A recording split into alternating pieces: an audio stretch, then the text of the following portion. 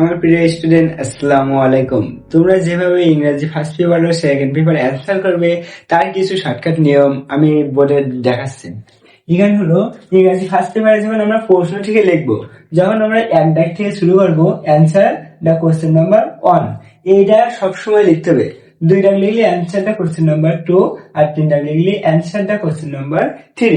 এরকম অনুযায়ী আমার সবকিছু লেখা উচিত, কারণ আমরা কিভাবে ধারাবাহিক আকারে লিখতে সেটা আমরা এখনো জানি না।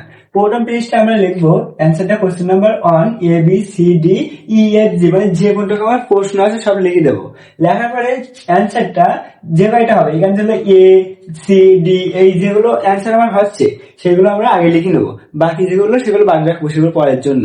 তারপর হলো 2 দাগে হলো আমার যেগুলো হবে অ্যান্সার মানে প্রশ্ন।